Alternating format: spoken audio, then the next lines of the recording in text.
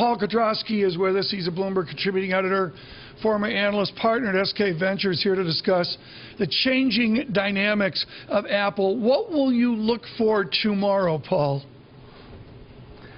You know, if there's any sort of surprise, quite honestly, I don't think there's going to be any surprises tomorrow, but I think the only thing there that would matter was if somehow Apple has retained the capacity to surprise us with anything. Like, you know, the news on the S and the C products, this cheaper and or more higher performance versions of the iPhone, quite honestly, really don't matter anymore. What's more interesting at this point is really whether or not Apple has enough control over its supply chain and its design engineering that it can still produce products and surprise us. And I don't think they can do that anymore. Well, do they have to be safe? Are they so dominant, and particularly are they so profitable that they're on the edge of innovation, or is it really about protecting the franchise?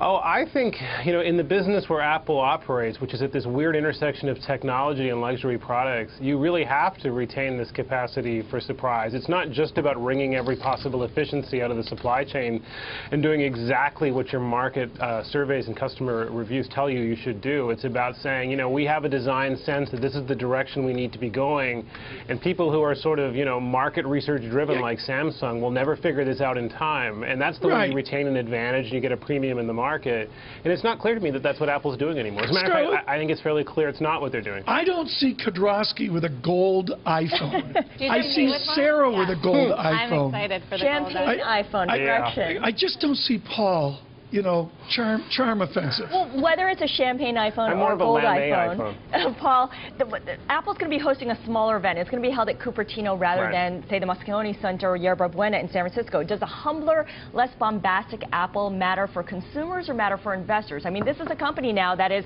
negotiating with activist investors in a way that Steve Jobs never would have. Never would have been an anathema to Steve. Yeah, no, I think that's really important, and it's really important because it says that this is a highly tactical series of releases. These releases are really just in response to what the market has sort of declared to be holes in Apple's product line, and not about saying, you know, we're going to change the rules by which we compete in the smartphone marketplace, you know, sort of the heck with you, Samsung, that kind of thing. This isn't the way this game is being played anymore, and that's a function in large part of having Tim Cook on top of Apple, because, you know, he values his supply chain so much that even when leaks come out of it, he doesn't say, that's it, you're out, and we'll figure out how to produce our products later, which is what Steve Jobs would have done. Instead, you know, you alluded to this off the top, the leaks that come out of the supply chain are more or less ignored, which is, you know, a huge change from the way this company has worked, which tells you these kinds of releases are increasingly tactical, not strategic. Another leak of Paul Kodrowski that came out of the supply chains is where those iPhones, those new iPhones are going, where they're being shipped. The Wall Street Journal over the weekend reporting that they're going to China Mobile, which is the big kahuna when it comes to the Chinese subscribers, 700 million of them, way more than anything in the United States. How much of a game changer could this be for Apple? Oh, huge. You know, this was this kind of bizarro moment during the last quarterly call when Cook was talking about the weakness they were seeing, down 3% on units in China. And by the way, I have no idea why, which was a pretty remarkable concession from the CEO of a major public company in the largest smartphone market in the world to not know why your units were contracting. So the bottom line is they have to do something like this, because weirdly enough, you know, Apple's products are perfectly suited to the Chinese market because they're aspirational luxury branded products. They're kind of a Prada of smartphones. That's what works in China. Well, you know, the chart's done better than good. I mean, we rebounded 400 up to 500. And you go, you know, everybody's doom and gloom on Apple. Here's what we like, Paul, which is anecdotal evidence. Scarlett just got back from Asia, where she saw Samsung.